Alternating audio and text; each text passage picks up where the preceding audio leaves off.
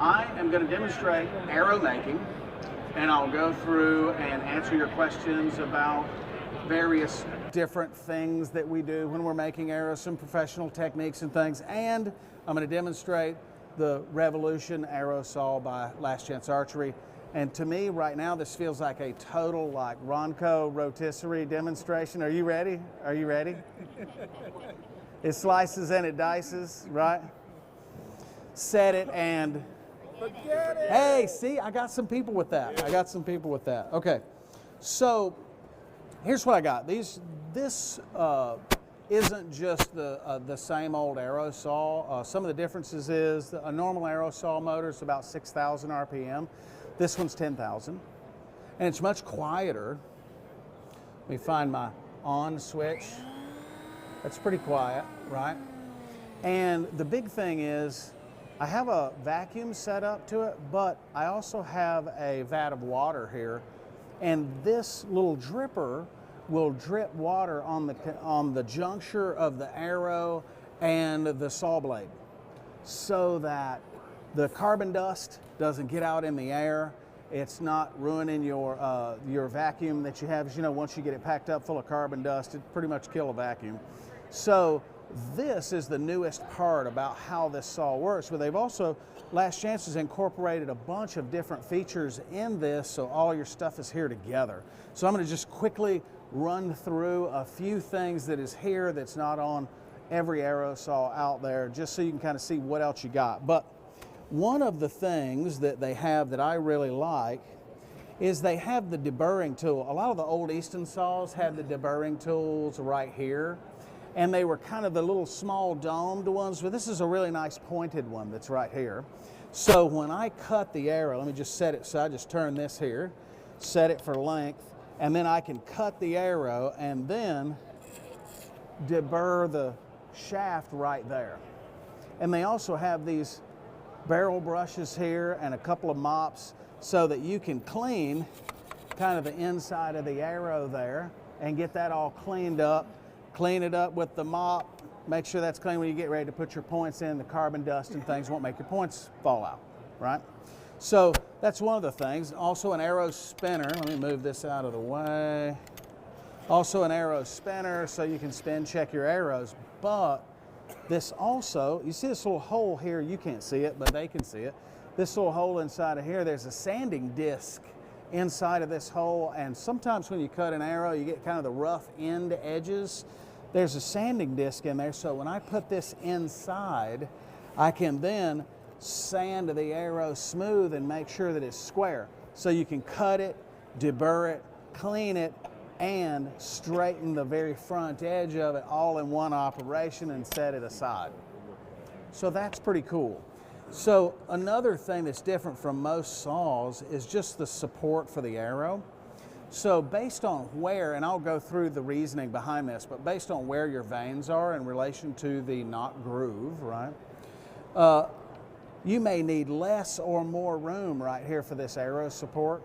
So the arrow support will slide in and out to accommodate whether if you have a knock in it or you don't. See, this won't touch the stop. So I would loosen this screw, slide that in, and it'll go right against the stop, and I can cut it with vanes on it or cut it as a bare shaft, right? So let me just make sure. Okay, I got it. All right. I've got some notes here just to make sure I don't forget to tell you something really cool. So here's another one. You've seen the difference between cutting a really thick shaft like a 2712 or a X23 and an X10.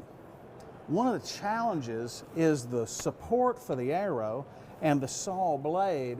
You end up with the arrow at an angle to the saw blade, so it's hard to make sure that it's straight. And a lot of times when people are cutting arrows and they push down on the middle, they deflect the arrow and they end up making a bad cut on the arrow. So they've got this little shelf right here, so I can just hold this in place and put my thumb against the shelf and just roll that into the saw blade. This feature here and the blade guard here are adjustable in and out to make sure that no matter what size the arrow shaft that you're cutting, it remains parallel as you're cutting the arrows, right? So that's something that's not on anything, right? So I love that. And of course the barrel brushes are pretty cool too, and I can show you a few other things that you can do with that here in just a second. So I'm going to cut an arrow just so you can see what that looks like. I've got just a little carbon shaft here. So I learned this while I was playing with the new saw, like prototype, is turn the vacuum on first, right? I got a little vacuum inside of here that's a wet vac. Turn that on before you turn the water on, right? So that kind of keeps you see the water, it'll go down the tube and then it'll just drip, you know, on that part right there. I'm gonna slide this back just a little. I don't need to cut quite so much off this arrow. But then when I cut this, and then I can just cut the arrow off. You can't even smell you smell it. You can't even smell the carbon dust or anything because it's trapped in the water and it goes into the vacuum that I have underneath here. So that's the coolest feature. And I'm able to stand here and talk to you and you can hear me with the arrow saw running. And if you have one of those old arrow saws in your shop, it's like, everybody hang on a minute, I gotta cut some arrows, and it takes over the entire store when you turn the saw on. Right, so it's, turn the water off. See there? You gotta turn the water off too. See, I got a little lake going on right there. There we go, okay. So, I'll use this. I won't use this on a carbon arrow. I'll just use this, right, to kind of clean the inside of the shaft out. You can use the mop to clean the inside, make sure there's no carbon. And notice, I'm not getting a lot of carbon dust even on the mop after I just cut this, right? But I'll use this feature here. So then if you want to make sure that that's straight, that's all you got to do. And I usually keep a little Scotch-Brite pad right here. So when I do that on a piece of Scotch-Brite, it just kind of rounds the edges and it makes the points go in a little bit better. So with that Scotch-Brite pad, there's one function of making sure that an aluminum arrow or even a carbon arrow is properly deburred. A lot of people aren't really aware of this, but if you have long shanked points, like X10 points, ACE points, something like that, if that point is loose inside the shaft, it'll make every arrow in your quiver fly a little different. And you can really tell the farther away you are from the target, you can really tell the difference. You know, so when you get out to 90 meters, you'll really tell, but at 50 meters, you can tell the difference. So when you glue your points in, so I've got one here. I've got one here that I just kind of glued the point in, but if I cut this arrow and I don't deburr the shaft really well, and I put a little glue on the point, stick the point into the arrow, and you notice you get the glue scarfed off of the point, you end up with that ring of glue, that's because the glue is not inside the shaft holding the point in, right? And if you take that long shank point, so I'm gonna do it hard so you can hear it. You hear that little rattle in there? So if your points rattle, and if you take all the arrows out of your quiver and drop them on the ground like that, you'll hear that the rattle is different in the different arrows, so they will fly different, right? Especially recurve fingers. You can really tell the difference, recurve fingers, okay? So you have to make sure I don't kill myself on this cord, you have to make sure that this is properly deburred. So when you are deburring the shaft, make sure that you get a really good 45 inside of there. So then when you glue the point in, I'm going to get a point and glue it in right here. I'll just kind of do this and let you see what it looks like. Arrow glue. Uh-oh. So look at this. I have everything right here at my fingertips. Slices, dices, mixes. When you're gluing points in arrows, don't hold the point or the insert. Don't hold it in a pair of pliers. You thought I was going to say don't hold it in your fingers, right? Here's why. If this point gets too hot for your fingers, it's too hot to stick in the end of that arrow, right? And you'll end up breaking the bond between the carbon and the aluminum. So here's how you do it. This torch is, I keep my torch pretty low, right? And I start off with the arrow just right here under my arm, and I'll just warm the point a little, right? And I'm not doing it so much that it starts to get hot. I can't even feel the end of the point really getting warm. Then I'll get the glue, and I'll put a pretty good little dollop of glue on the end of the point like this. Then get that heated up, and here's the trick. When I put them together, I kind of go just sort of in and out to make sure that I'm getting that glue in between the shaft and the ferrule of the point. And I'll start to feel the glue begin to cool, right? And then the glue is not too hot to just rake it off with your finger, right? So if you get most of the glue out here on your hand, you don't have enough inside. But I put that little bit in there, and I went in and out to those little grooves that are the break-off points, or inserts will have the ridges in the inserts, so that makes sure that the glue gets inside those ridges, and that'll make it stay, right? Okay, here we go. Big test. How did I do? It's a little bit. It's a little bit. So I drive the guys crazy on my team. Do I have a pair of pliers where I can just redo this right quick?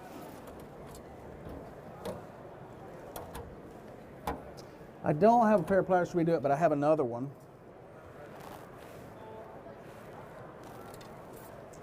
So what you do, if you drop that like that and it still buzzes, just pull it out, put a little bit on the end, get it right, go back in. I drive the guys crazy because I'll pull an arrow out of their quiver and drop it, and I make them redo it if it buzzes.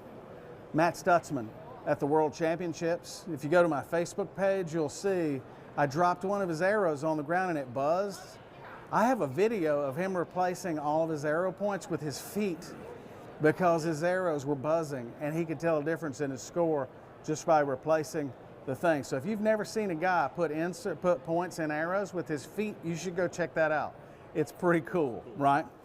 So let's see. Here's another good one. How long to cut your arrow? I get a question a lot that is, how much overhang do I need over my arrow rest? And have you ever noticed that if you don't have enough downward pressure on the arrow rest blade, it'll tear either low or high through the paper if the arrow rest is too stiff? Have you ever noticed that? Here's why. If I draw the point of the arrow right up to the rest, right, and this will just simulate the arrow rest right here, and then I shoot the bow, you see how the arrow will bounce, right?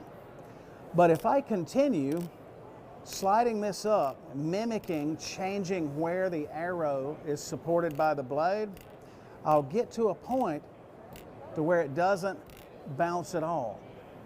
If I keep going, it'll begin bouncing again, right?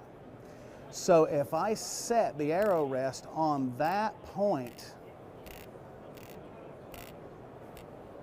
right there. If I set the arrow rest to where it supports the arrow on that particular point with like a little mini overdraw or something like that, or just let it be long with a little overhang, that stiffness of my arrow rest blade won't be a problem anymore. It doesn't have to be exactly right, and I get better clearance with little skinny arrows and vanes because I don't have a skip with the blade of the rest when the arrow is going off the blade. I call this finding the node of the arrow, right? When you shoot with fingers, the cycling of the arrow has nodes, and it's that classic archer's paradox, right? But with a release aid off of a compound bow, when it pushes the arrow, it just makes a wave in the shaft. It doesn't cycle like you would think it would with a finger release, right? So where the node of that vibration is, right there, it doesn't press your arrow rest down at all, and the arrow just, it helps the vanes get over the arrow rest. You'll notice a remarkable difference in the tightness of your groups at distance just by doing that one little thing, okay? So let's see, what's next? So here's a good one. I don't know Occasionally we get arrows in that the unibushings are loose, and they tell you in the instructions for Easton just to get a pencil and jam it on the end of a pencil and then heat it up and then put some glue on it, right?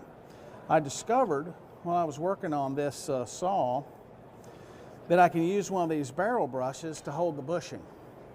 So then I heat it up the same way, just get a little heat on it, a little dollop of glue, warm it up so it's liquid, and then put it in and keep spinning the barrel brush.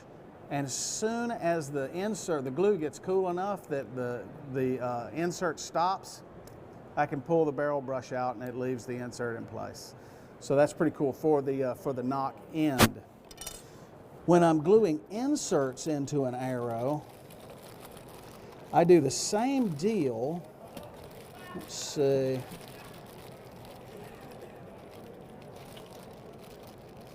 I do the same deal when I'm gluing inserts into the arrow, except I put a field tip, because the insert, it's pretty light. It has a hole in it, so if you're holding the insert or one of those bushings and you touch it in the fire, it heats up really fast, right?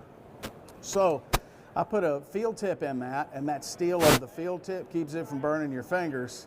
Then I'll heat that up, a little bit of glue, and then put it in the arrow that way. I can unscrew the field tip or just leave it in there, because a lot of times the guy's going to buy the arrows with the inserts and the field tips to go with it. So a lot of times I'll start off just by putting the field tips in the insert to facilitate speed of getting all of that put back together.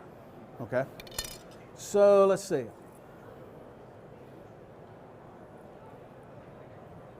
So another thing when you're spinning this, a lot of people, they worry a lot about the shaft straightness, but the straightness of your knock means a lot more than the straightness of the shaft. There was just a thing in the journal, it was about 8 months ago, there was a paper that came out in the Journal of Sports Science about the straightness of arrows and the straightness of arrow nocks. They discovered through a lot of testing, it was a peer-reviewed paper that said, if your arrow is as much as 6/1000ths out of tolerance or out of straight, plus minus 6, that it will group as long as the knock is straight. But if you have 1,000th arrow or 1/2,000th and the knock is the tiniest bit crooked, that arrow will not group. So if you have perfect form, perfect tune, perfect shot execution, perfect mental game, and you have trained your entire life for this final moment, and this knock is a month old, you're going to get substandard accuracy. So I change my knocks on a regular basis.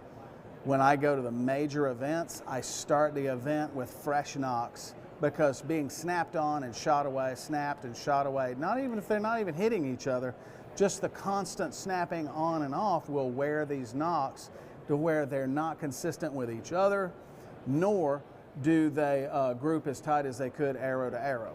You can test this for yourself by getting numbering your arrows 1 through 3, and always shoot the number 1 arrow at the number 1 bullseye. Always shoot 2 at 2 and 3 at 3. You'll begin to notice, if you save your targets over 2-3 weeks time, you'll begin to notice one of those arrows or 2 of those arrows will the group will slowly begin to grow. Replace the knock, right back into the middle, and it keeps going. So replace your knocks regularly, and Easton in no way has sponsored this demonstration with the sale of arrow knocks, just so you know. But so straight arrow knocks is first to arrow straightness. Oh, and another interesting little tidbit. If you spin your arrows like this, I was talking to one of the guys who did the sports study, and I pulled an arrow out of his quiver and did this. And I go, this one's bent. And he goes, no, it's not. I said, yes, it is. And he took it over there and spun it, and it was 3/1000ths out. So then he started handing arrows to other people who knew how to, spin them like that, to see if they could perceive whether the arrow was bent or not. Everyone could tell that the arrow had a wobble in it at 3/1000ths. So they added that to the paper, that people, just regular old folks who can spin an arrow, you can tell if it's 3/1000ths or more just by spinning it on your fingers like that. So that's a good skill to have. Let's see. Fletching. So I have a Veinmaster Pro here. How many of you have used a Veinmaster Pro before? I get questions all the time. Is it worth going away from my Bitzenberger, you know, the regular arrow fletching thing that's been around for 100 years? It hasn't changed. Everybody's got one. Everybody's fletched an arrow on one, right? Is it worth it?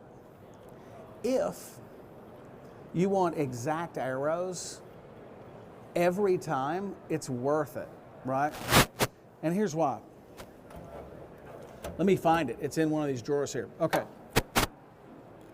So I can set, with this part right here, I can set the extension of the knot. What is the distance between the back of the fletch to the bottom of the knot groove? I can set that, right? And it has numerical hash marks here so that I can set it and I can write down what that setting is, right? I set the helical right or left by putting this pin, and it changes the angle.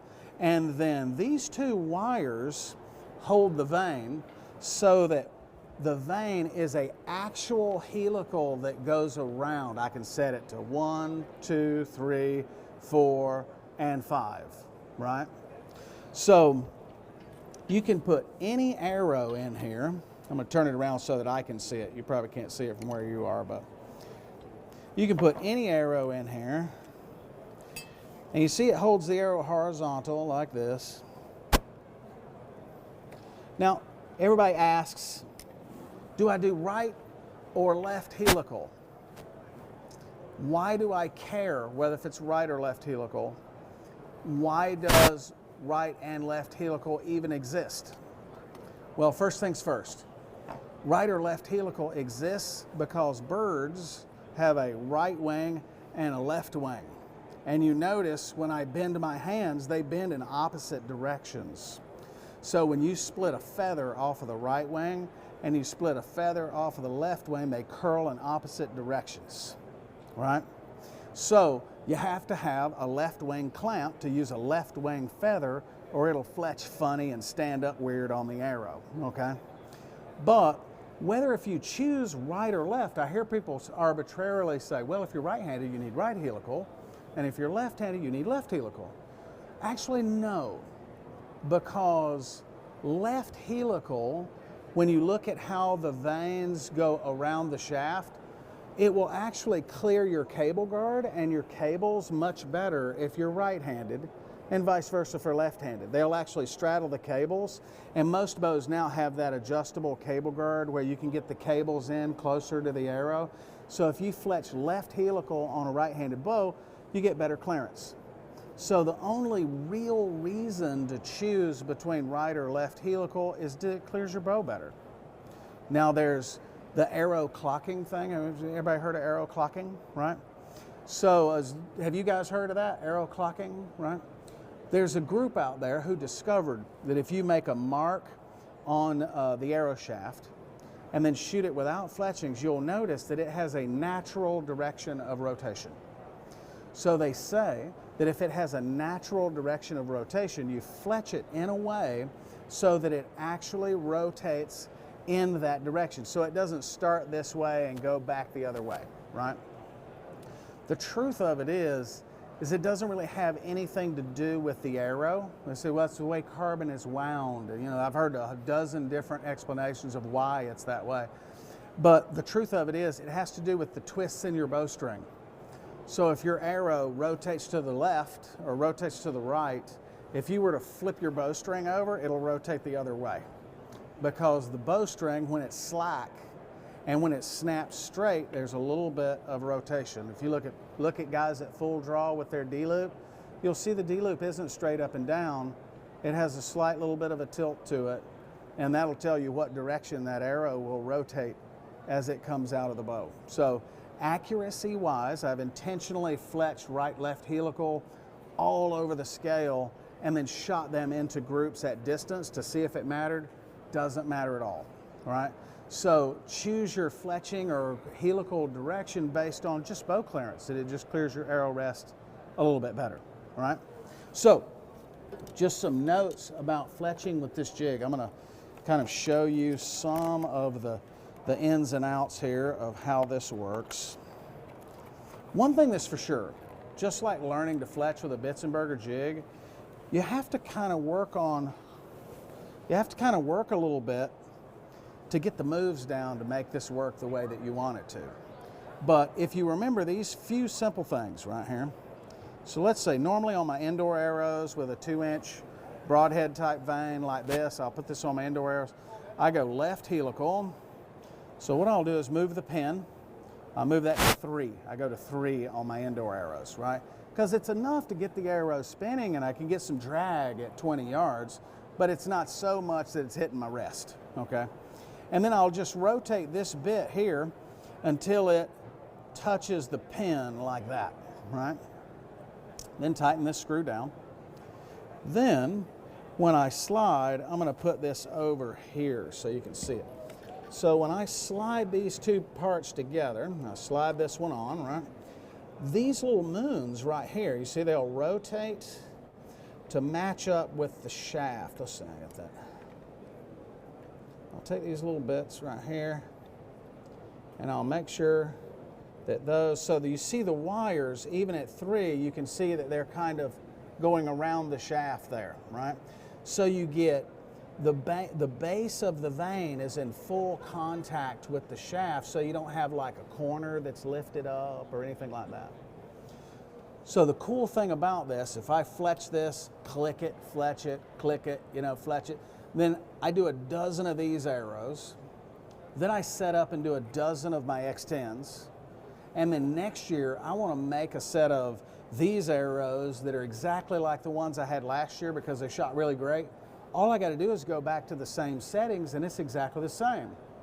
So if you fletched with a Bitzenberger and you had that dialed just right to get the perfect vane connection with your arrow, and then somebody comes behind you and moves that, y'all know what I'm talking about. Who touched my jig, right? And I had 2 jigs, one set up for X10s and one set up for big fat arrows, right? Now I don't have to do that because all I have to do is just in my phone write down the settings for the knock and the helical and how that I have it, where did I put it, what the distance is, and I can go right back and a year later make a dozen arrows that's an identical twins to the ones that I made the year before. Now, knowing where to put the vane, like I hear people say, well, it's got to be as close as it can to the back so it can guide the arrow better. You know, it might make sense if this arrow was going 2,000 feet per second and we were shooting at a mile. That would make a difference probably. But at the low speeds and the short distances that we're shooting this, I have fletched them all the way up here and all the way back here to see if I could tell a difference. And I can't make it show me a difference. However, to pick the distance, take a look at yourself when you draw the bow back to full draw and your nose is on the string, and set the distance of the vane so the vane isn't touching your face. Because with a high let-off bow, if the vane is touching your face just a little bit, you could miss that much left with a target point, and you can really miss left with a broadhead because the arrow comes out of the bow like this, and we know what happens when it's off with a broadhead, right? So you'll want to set this up so you don't have any face interaction with the vanes. So when you pull back and you're anchored, that's not over here like this on your chin. That's guaranteed. And your left and rights will be all over the place, right? A right-handed shooter will miss left, a left-handed shooter will miss right. If face contact with the arrow, the vanes, or the string is present. Here's how you test with your own bow. Pull the bow back and just look through the peep, but don't touch anything. If it hits dead center, you're doing great. If it hits that far to the right, you know you have face contact that you've sighted in on your bow. So that's the best way to tell, is shoot it with no contact and make sure that it still hits in the middle.